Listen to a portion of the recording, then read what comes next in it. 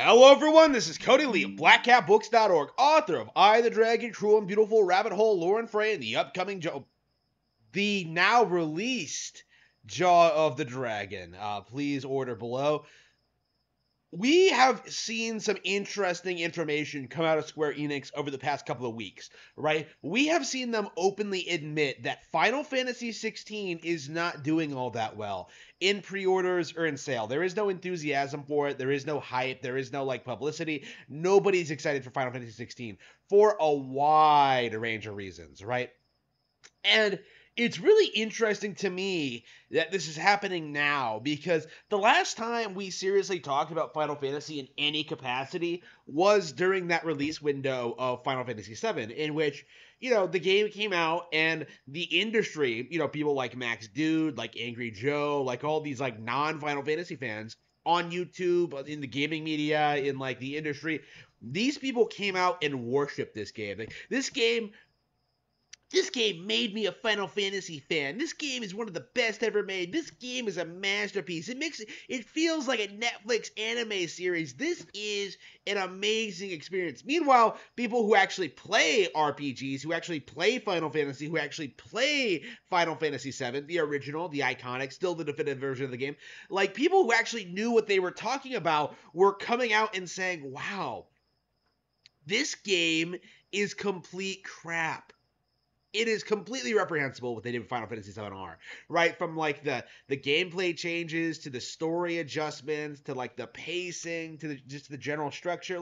Final Fantasy VII-R was terrible, but there was a very big insistence when it came out that it wasn't terrible, that it was a masterpiece.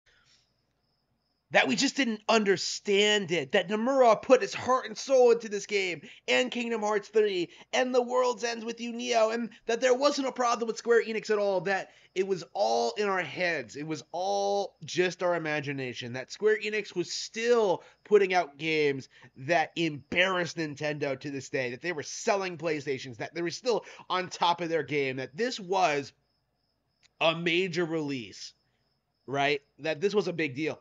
And I think in the end, the fans won out. In spite of all the hype, in spite of all the enthusiasm, in spite of all the publicity, the propaganda, the blitz of pro Final Fantasy VII-R propaganda, when all is said and done, nobody was happy with this game, and as a result of it, nobody is excited about the sequel. Nobody's excited about what's coming next for the brand. Nobody's really interested in seeing future installments. It's over, right? Final Fantasy VII-R killed any enthusiasm that anybody had in the brand. It was so embarrassingly terrible that nobody has any enthusiasm for Final Fantasy going forward. And I think that backlash, that distaste, that anger, that hatred is seeping over into Final Fantasy XVI. I think that is the big problem here, in that Square Enix is trying to put out a new Final Fantasy game when they're supposedly in the middle of remaking their classic video game IP that they decided to release episodically. They really thought that releasing Final Fantasy VII-R episodically would be beneficial to them. Right? It was always a bad idea. I always spoke out against it, and now we're seeing the fruits of that that decision, and that they are wasting their time releasing a new game when the old game is still not finished, right? They're nowhere near done with Final Fantasy VII. I suppose they could rush it with the sequel, but with the way things are looking, they're going to try to make at least 3 parts, right? I don't know how much they're going to try to milk this, or I honestly think they're not going to be able to put out a sequel at this point. I legit think we're not going to get a sequel to Final Fantasy VII-R, and good riddance, right? The game was just that bad, where I think any real fan doesn't want to see more of this. I think real fans want to I don't know, would want the IP to be seized by Nintendo to do something real with it. I would want Square Enix to go bankrupt, stop doing what they're doing, and just get a handle on things. It's just embarrassing to see what the company has become over the past decade. So much so that it really does feel like the next Konami. it really does feel like we're entering that point where like Square Enix has like declined so much that they're only putting out like new Final Fantasy games. Right? The CEO has kind of talked about this is that like, oh, we're putting out Final Fantasy games because nothing else sells. But that now we're reaching the point where even the Final Fantasy games aren't selling because the quality has gone down. Like he doesn't understand why Final Fantasy used to sell, in that it was cutting edge, incredible Japanese RPGs that could appeal to people who typically don't even like the genre, right? Like that was why Final Fantasy was such a big deal in 10 years ago, right? Like it was why it was such a big deal like in the 90s and the 2000s, like why Final Fantasy 6 was so beloved. Like these were cutting edge multi-hour long games like coming out in an era where you could beat a lot of games in like less than an hour, right? Like these were incredible experiences. These were the hardcore games for hardcore gamers back in the day, right? These games had a dedicated cult following for a reason.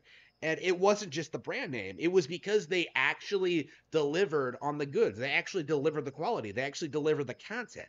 And now nobody sees that anymore.